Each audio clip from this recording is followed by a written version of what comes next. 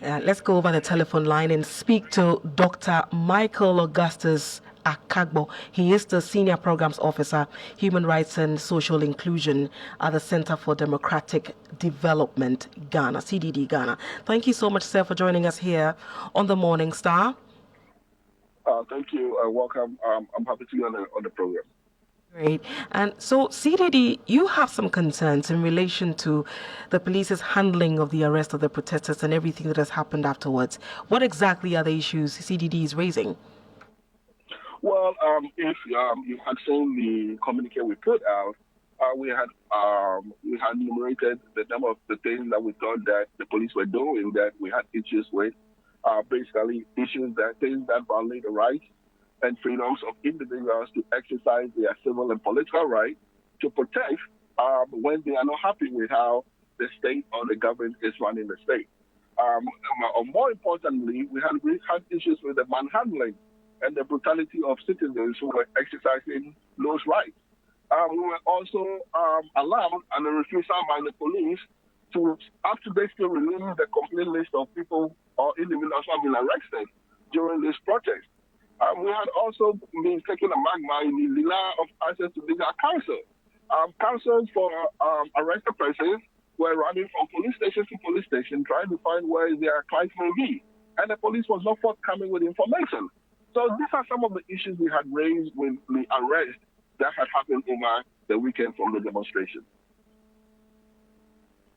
Among the things you mentioned, you talked about, for instance, you referenced that the refusal of the police to release the complete list of arrested individuals, also not giving the counsels of the suspect or the arrested protestors, giving them notification ahead of court and all that. The police's argument is that they did not in any way deny anybody access to counsel. Well, if you have been following the narratives from counsels themselves in interviews with media houses, we have people where counsels who are saying they do not know where their clients are. They have gone to the police stations and they have been tossed all over the place trying to find where their clients could be. And additionally, even family members are unable to have access to these detained persons, which is a violation of their rights. So these are very critical issues that we felt that needed to be looked at. Understand, the police is not there in any way to arrest people for going on demonstrations. The police can arrest during a demonstration if somebody commits a crime during the process of the demonstration. But the arrest of persons for just demonstrating is an unlawful act of the police. One of the charges preferred against the persons arrested is that they unlawfully assembled, and you would see that in some of the videos. For instance, there were some people who were standing by. They were in their red t-shirts and berets and all that. They were standing by, and then the police surrounded them and arrested them. The police says that that was unlawful assembly, among others as well. Who determines or who makes that determination that a group of citizens standing peacefully protesting is unlawful? The police have designated, even in spite of the fact that we have a problem with the fact that you do not, unless for security reasons, that citizens are denied access to certain spaces. The police has condoned of almost all of 37 over the weekend, allowing the protesters no way to even go beyond a certain boundary. So if I'm standing behind that boundary, you arrest me for unlawful assembly. On what grounds is that arrest constitutional?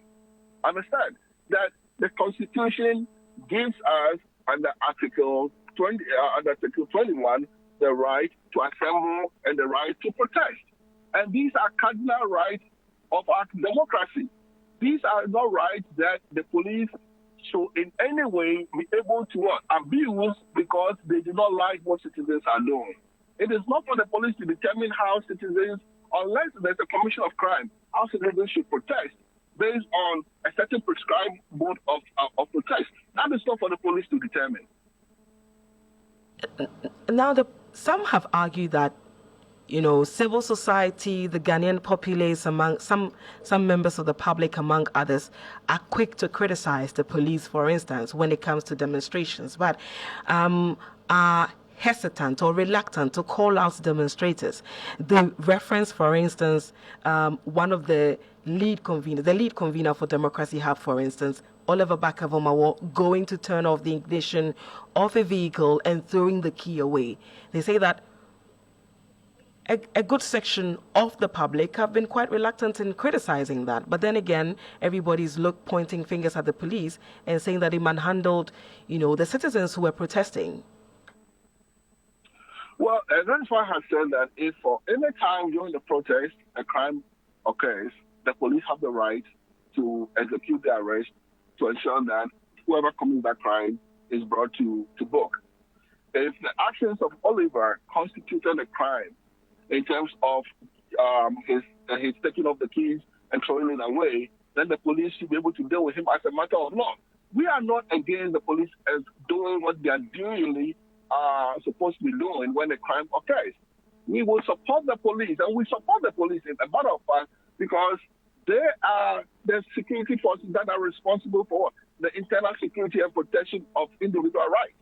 So we will work with the police when the police is willing to work with us. So what we are saying is that it's not about whether we critique the police for what somebody has done, but it is more so when the general narrative or the general optics of the actions of the police speaks to a widespread mode of abuse, we need to come out to speak against it. And that is what we are doing.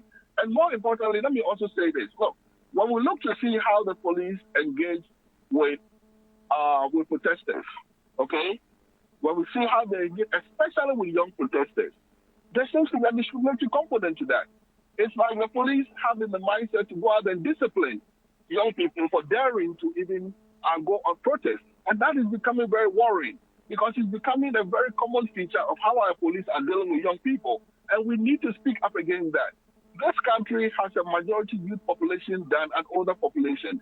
These youth are going to be the future of the country tomorrow. The police need to start acknowledging the importance of youth voices in national discourse and to use the force of the service to suppress those rights. We found it very unconstitutional and worrying.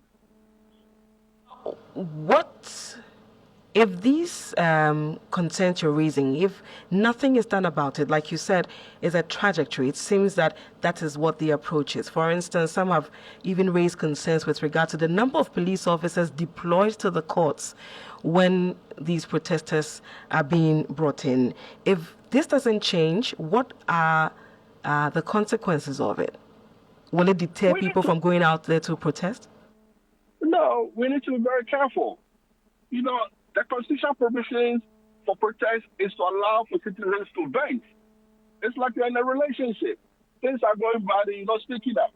If you don't have an outlet for venting, the day you explode, the relationship might be over. And we don't want to get to that place. We saw what happened in Kenya.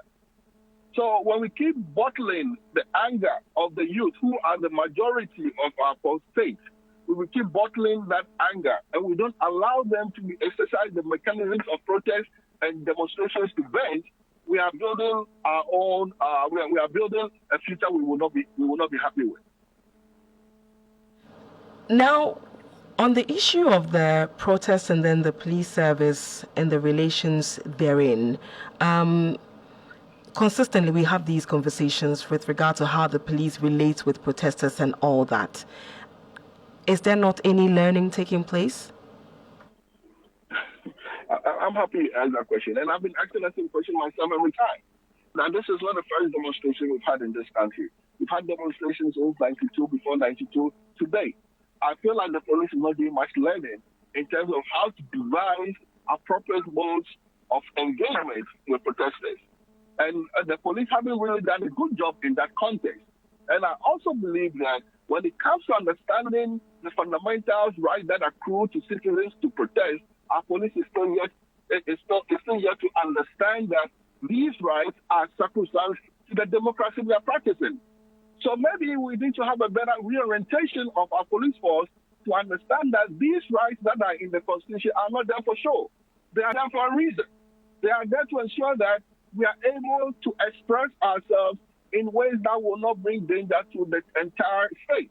And these mechanisms provide the outlet for which these angry spaces or angry voices can what? Can vent their frustrations. So they need to have a very clear understanding that the rights provisions in our constitutions are not there for window shopping. They are not there for show. They are there for a reason, and this is the particular reason why they are there.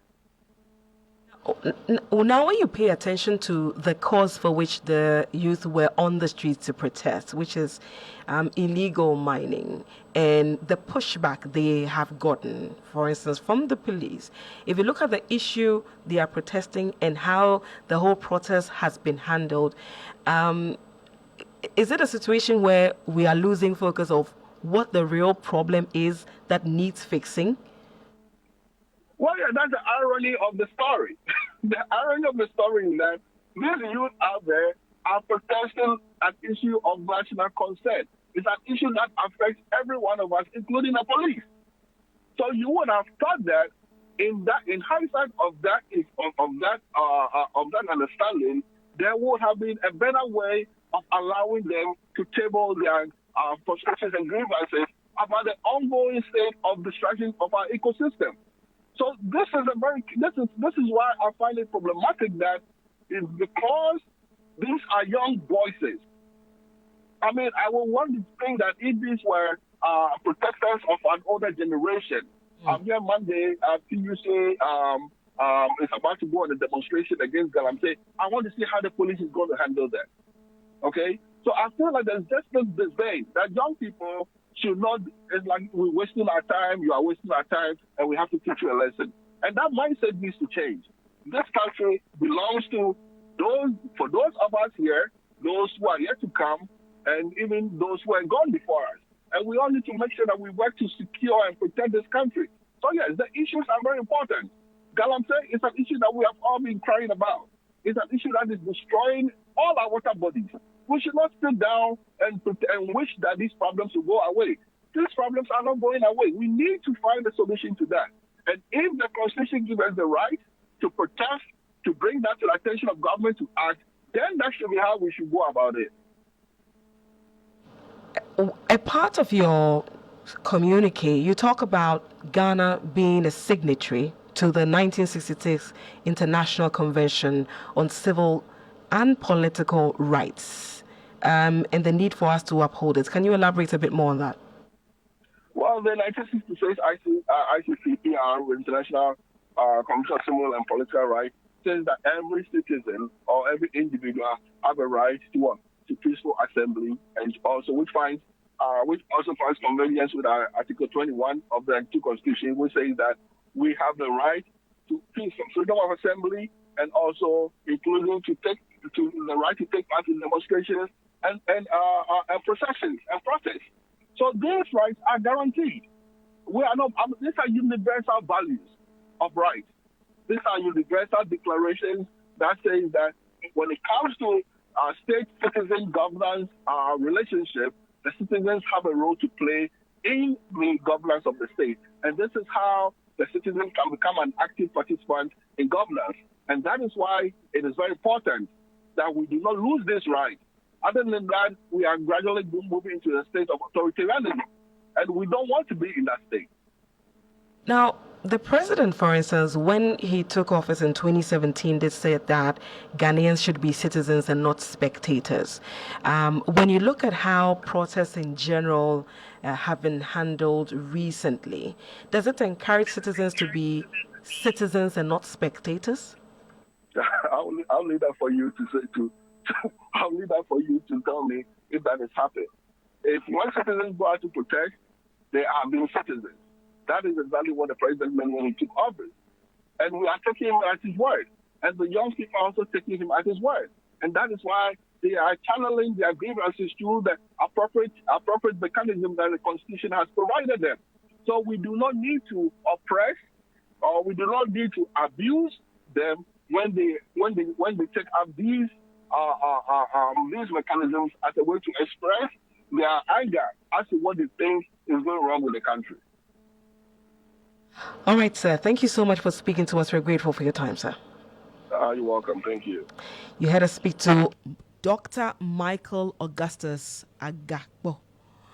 He is the Senior Programs Officer, Human Rights and Social Inclusion at the Center for Democratic Development Ghana, CDD Ghana, the expressing concerns with how the police has handled these protesters and their subsequent arrests, among others. And they are urging us as a people and the police as well to tread cautiously, because protests are a way of, are the ways through which people vent.